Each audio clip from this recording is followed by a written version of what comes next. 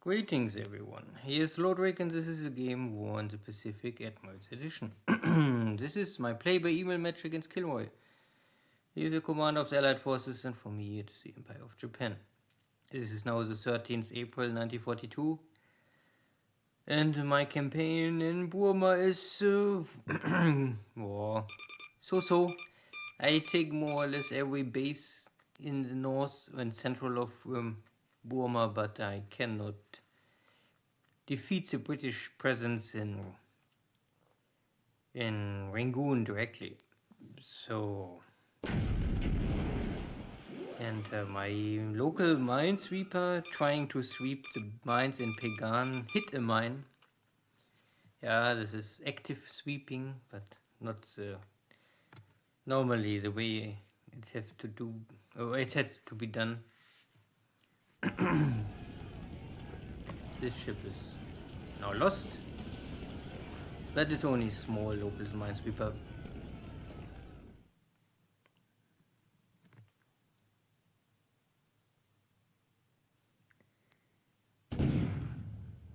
And now I bring in the battleships. This is pre-invasion. So last turn I had them separately, the task force and the battleships. Now I bring in more or less heavy units directly with the invasion force to give a direct support fire. And this have some impact. Hopefully it's enough.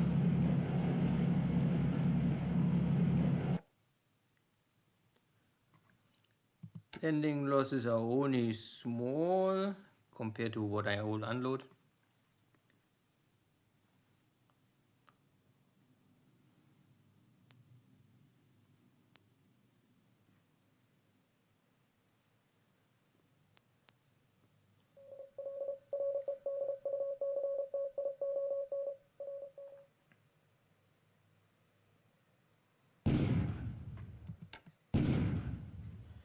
More fire on the Allies, but this bombardment was not more so strong, or the enemy have not more much to get hit.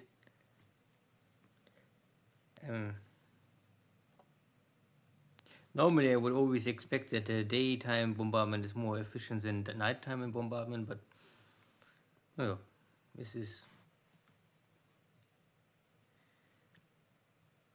KilRoy also have, of course, some British submarines at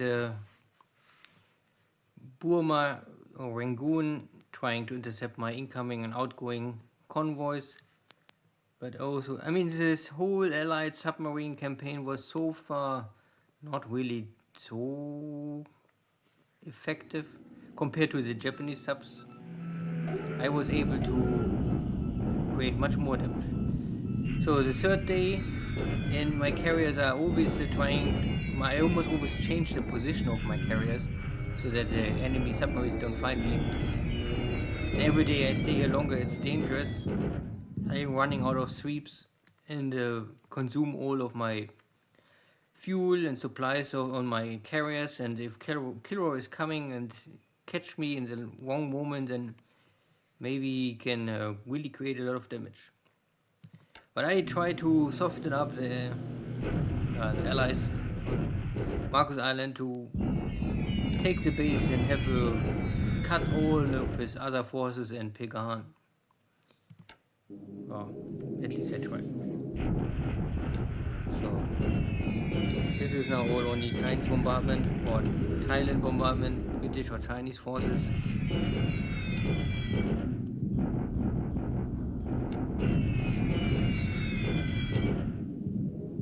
Again, this is all this pre-Helen time, so I use Key 30. This is the best of the light bombers, but at the end it's only 250 kilogram bomb, and only one. This is simply a too little payload.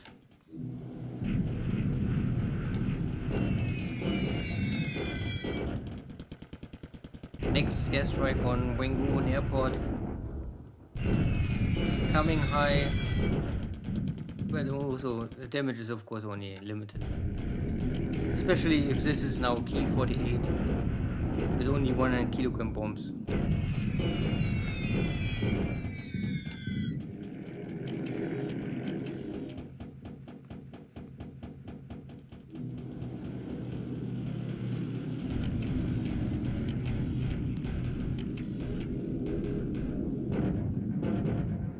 And now it's some wildebeest, so maybe KilRoy bring in some British Air Force and not only the New Zealand Air Force. And this strike was not so bad. Now the Vincents, I'm not really sure if it's not at the end the same airplane or only have different names because different countries operate them. And some Hudsons.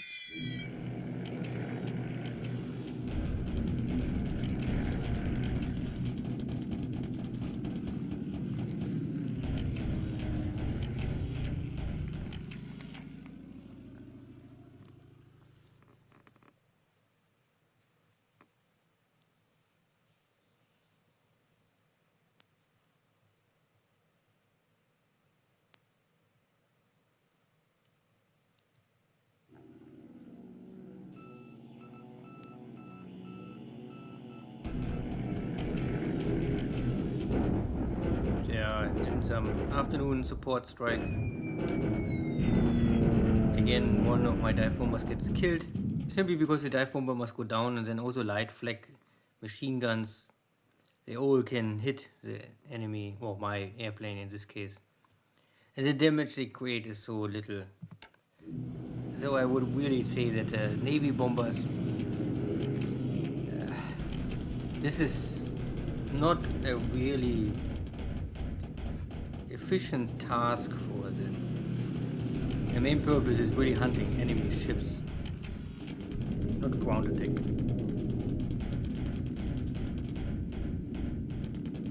Later on, if the Japanese getting the 500 kilogram bomb or 800 kilo, that is maybe more powerful.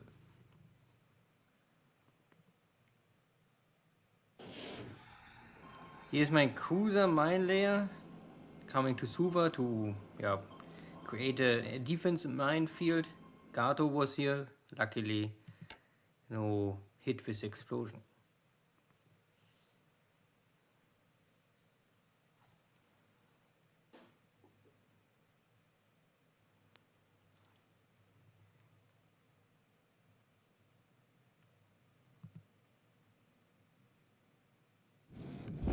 More bombardment in Rangoon. And again, like yesterday, very light losses on both sides. Not really in favor for me. So shock attack again. And with additional Navy Guard units, now with 6, I can push all the Americans back in the ocean. And now they must swim back to Pearl Harbor. Or they can go to the vacation camp. If I have some vacation camp slots free. So light losses, but still some losses for me. But at the end, all 6 American units are destroyed. A lot of, I think, was support stuff. You can see here an AAV base, a base force, artillery, anti-aircraft, and a marine regiment and infantry regiment, but only the infantry regiment partly. So a lot of support equipment and not so much fighting equipment. So even Navy Guard units can take them on. I also take now Navy Guard units simply because they are cheap. And mostly because I have nothing else. I don't have really this time the Japanese, they don't have enough equipment, I think. Because I go for New Zealand, if I don't have this New Zealand activity, then I have normally now 3 divisions free to maybe operate them. But a whole division on an island like Marcus is also a little risky. This is simply too small for a division. So maybe regiment is okay. Good, but most important is I was able to reconquer Marcus Island. So now the Allied forces in Pegan are cut off, more or less. and I can maybe now load my forces, bring them back to Japan, let them heal, because these forces are all now tired and burnt out. And my carriers are also at the lower level of supplies. And I hope only that the next 2 turns maybe KilRoy not show up and attack me with his carriers. Good. Air losses today only on my side. A bunch everywhere, a little. This, I think most of them are related to my carrier operations or operations in China. Oscar and maybe the Lily are killed both over Rangoon, or damaged over Rangoon, and then returned to base and then lost.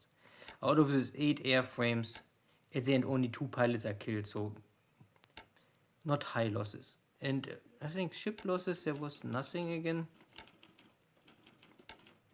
Yeah, my local minesweeper hit the mine, MK10 mine. Yeah, can happen. So no battle in China, so also no change in China, nothing that I know. I only start the walk on Yan'an, so the next days I will sooner or later arrive in Yan'an, and we have a battle of the red Chinese forces. Burma is no difference. Like crossing here the river, then we have here maybe also truck attack, but there's only base force. I think KilRoy bring all of his reinforcements to Rangoon, or he keep many here in Calcutta, who knows. Nothing here, no activity, no subs. My tank still driving source with additional forces, so I bring now all of my big forces. I had now the choice to re-embark these forces, bring them to Rangoon, or first try to get rid of these Australian forces. And I was not sure if my tanks can do this alone, so I say, okay, I take all my forces and finish this up. I can maybe go down here to Tenet Creek. This is, I think, the lowest sources point I can go. But, yeah. I also have no supplies, so all my operations are very limited.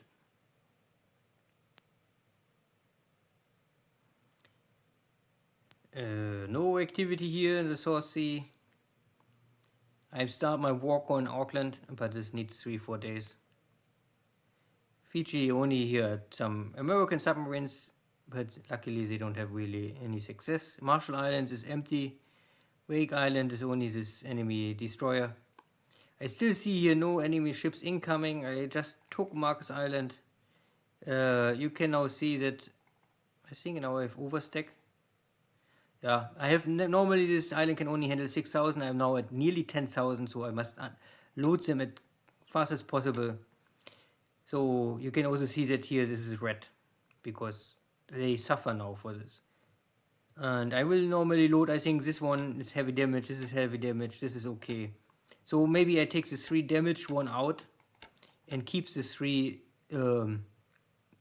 with attack value, because 3 are around 5,000 and they are all damaged. So maybe I keep 4,000 soldiers left in Marcus Island to hold the position.